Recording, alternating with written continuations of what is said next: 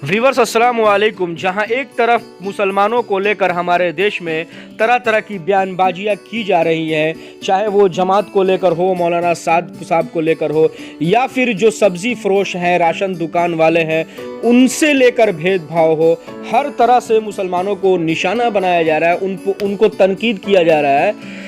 और एक तरह से ये ट्रेंड चल चुका है कि अब मुसलमानों से आप सब्जियां ना खरीदें, राशन उनके राशन के दुकान से राशन ना खरीदें। ये भेदभाव जो फैलती जा रही है हमारे समाज में, इसके बीच महाराष्ट्र के बुलढाना ज़िले की एक डीएम, एक कलेक्टर ने, जो कि एक महिला है, उन्होंने मुसलमानों को एक ऐसा मैसेज दिया और इस अंदाज में उन्होंने उनकी दीन की बातें बताई, उनकी शरीयत की बातें बताई कि करोड़ों मुसलमानों का दिल उन्होंने जीत लिया है। तो देखिए उन्होंने क्या कहा है और किस तरह से करोड़ों मुसलमान उनकी बातों को सुनकर बेहद खुश हैं। अस्सलाम वालेकुम। ये संदेश मेरे मुस्लिम भाइयों के लिए है। महामारी के समय में रमज़ान का पवित्र महीना हमारे सामने है। इस महीने की इबादत मानवता को इस गंभीर संकट से मुक्त कर सकती है। चूँकि नोवल कोरोना वायरस शारीरिक संपर्क से फैलता है, सोशल डिस्टेंसिंग मतलब जिस्म की दूरी इससे बचने के लिए सबसे प्रभावी तरीका है।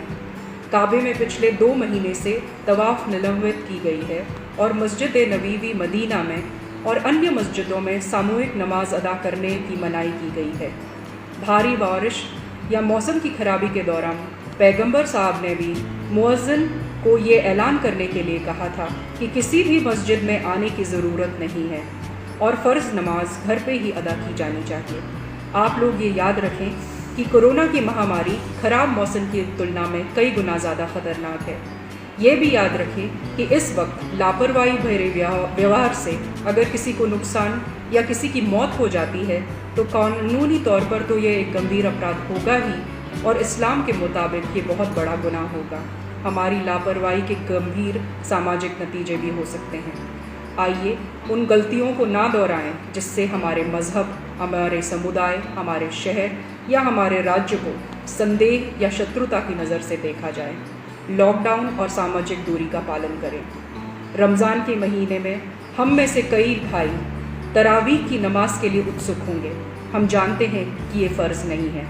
जब मस्जिद में जमात के फ़र्ज़ नमाज अदा नहीं हो रही है तो तरावीह के लिए मस्जिद में जाने का कोई कारण नहीं है।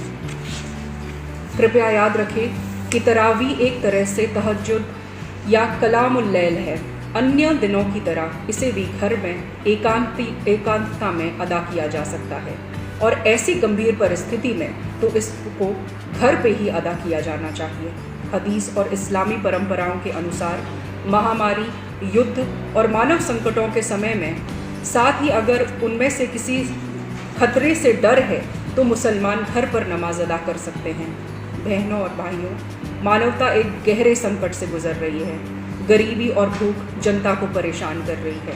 अल्लाह की इबादत करने का सबसे अच्छा तरीका मानवता और लोगों की सेवा करना है। ज़कात से बेहतर कोई सेवा नहीं है। आइए इस रमज़ान में भूखे को खाना खिलाकर, ज़रूरतमंदों की मदद करके और दूसरों की जान बचाकर इस इबादत भरे महीने को और पवित्र बनाएं। रमादान करीम। अगर चैनल पर नए हैं तो सब्सक्राइब कर लीजिए और अगर सब्सक्राइब कर लिए हैं तो घंटी का बटन यानी बेल आइकन जरूर दबा दीजिए। वीडियो को लाइक करके शेयर कर दें। आपका बेहद शुक्रिया।